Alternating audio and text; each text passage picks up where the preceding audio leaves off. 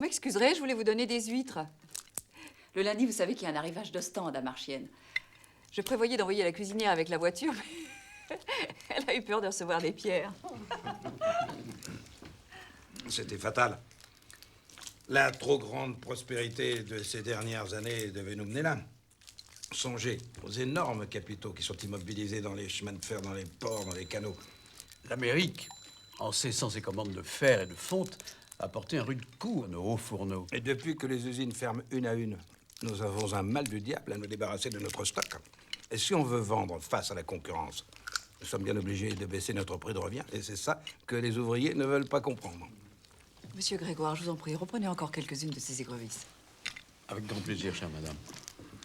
Et le pire, c'est que pour abaisser notre prix de revient, il faudrait produire davantage. Mais nous vendons de moins en moins. Alors, nous n'avons pas d'autre choix que de baisser les salaires, forcément. Ce sont les ouvriers qui trinquent. Pour ce qui est de trinquer, ils n'ont pas besoin de ça.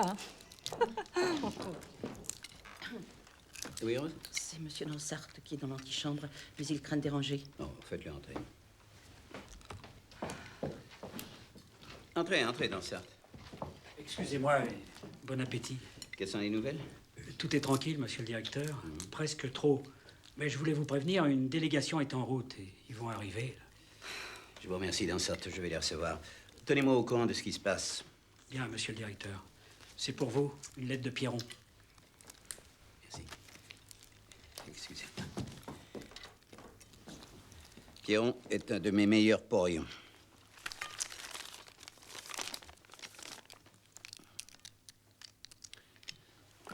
Il m'avertit qu'il se voit obligé de se mettre en grève, lui aussi, par peur d'être maltraité par ses camarades.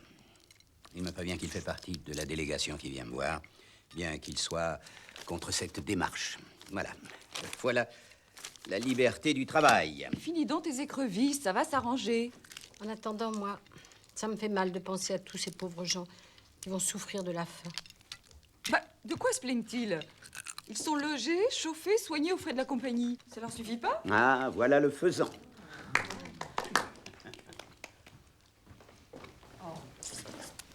Très bien, Camille.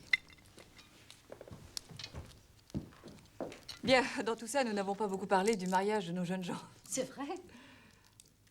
Paul, es-tu heureux au moins? Et vous, Cécile? On ne vous a pas beaucoup entendu, les amoureux. Alors, à quand fixons-nous la date de ces fiançailles? Oh, ma tante, laissons d'abord passer la grève. Oh, ça suffit avec cette grève. Parlons d'amour.